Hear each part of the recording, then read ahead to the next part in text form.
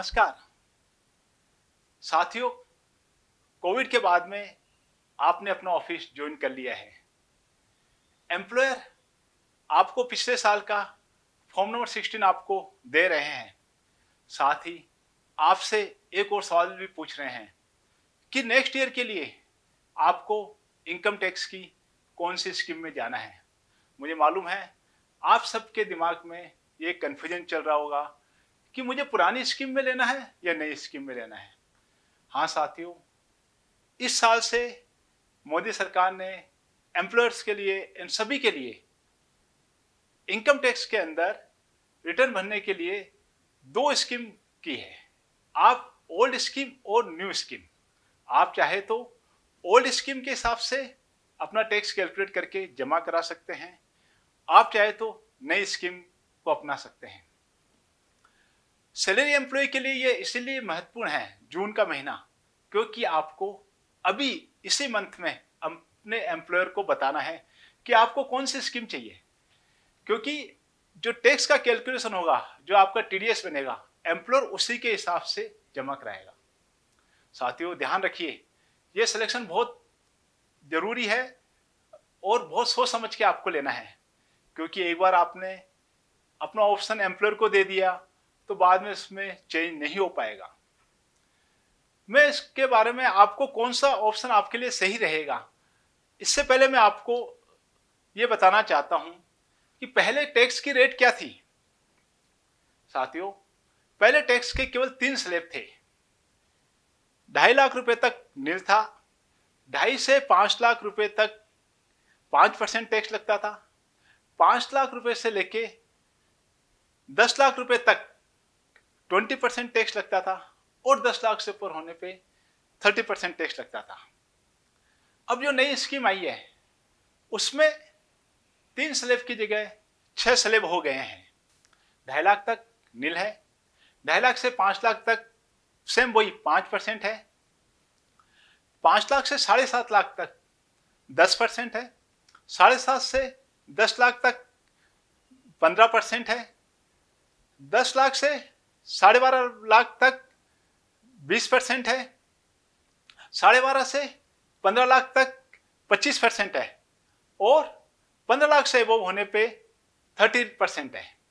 साथियों ये tax slab जरूर कम हो गया है, लेकिन इसमें आपको बहुत सारे डिडक्शंस और रिबेट्स को छोड़ना होगा।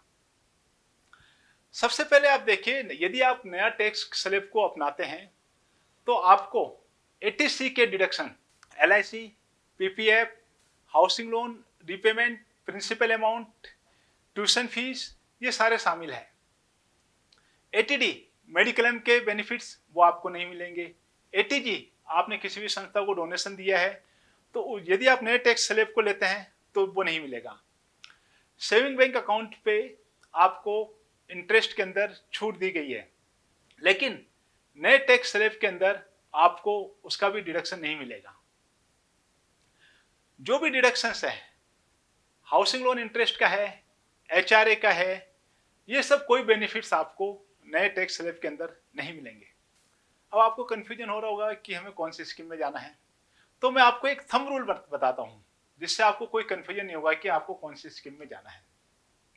सबसे पहला यह है कि यदि आपकी टोटल नेट इनकम 5 लाख रुपए तक है तो आपको चिंता की कोई बात नहीं है। आप पुरानी स्कीम में भी रह सकते हैं, नई स्कीम में भी रह सकते हैं, इसमें आपकी टैक्स की लायबिलिटी पे कोई फर्क नहीं पड़ेगा, क्योंकि 5 लाख रुपए तक टैक्स की लायबिलिटी 0 है। सेकंड, यदि आपका हाउसिंग लोन चल रहा है जिसपे इंटरेस्ट जा रहा है और आपने इन्वेस्टमेंट किया हुआ है ATC के अंदर, जिसमें आपका PPF है, बच्चों की स्कूल फीस है, हाउसिंग लोन का रिपेमेंट है, LIC है, तो आपको ओल्ड स्कीम में ही रहने से फायदा है।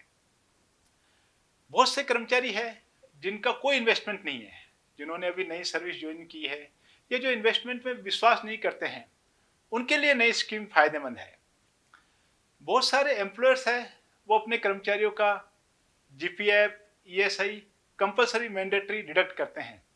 यदि ऐसा है तो फिर आपको वापस ओल्ड स्कीम में ही जाना आपके लिए फायदेमंद रहेगा।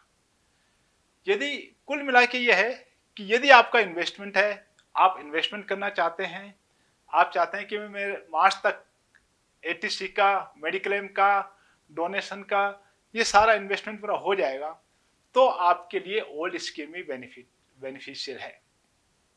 यदि आप इन्वेस्टमेंट नहीं करना चाहते हैं, जो सैलरी आ रही है वही नेट सैलरी लेना चाहते हैं, एम्प्लॉयर आपका ESI PF वगैरह नहीं काट रहा है, तो आपके लिए नई स्कीम बेनिफिशियल है। इसी चीज को ध्यान रखते हुए आपको अपना ऑप्शन एम्प्लॉयर को बताना है। ध्यान रखिए, आप अपना ऑप्शन देने से पहले एक बार प्रॉपर तरीके से कैलकुलेट कर लीजिए कि आपका टैक्स कितना बन रहा है, और ये भी सोच लीजिए कि आपको इस साल में इन्वेस्टमेंट करना है या नहीं करना है। यदि आप इन्वेस्टमेंट करना चाहते हैं तो ओल्ड स्कीम में ही अपनाइए। यदि आप इन्वेस्टमेंट नहीं करना चाहते हैं, आपका पुराना कोई इन्वेस्टमेंट नहीं है, तो आप नई स्कीम में जाइए। Thank you. आपको हमारा ये वीडियो कैसा लगा? यदि आपको हमारा ये वीडियो अच्छा लगा तो इसको लाइक कीजिए, शेयर कीजिए, सब्सक्राइब कीजिए। धन्यवाद।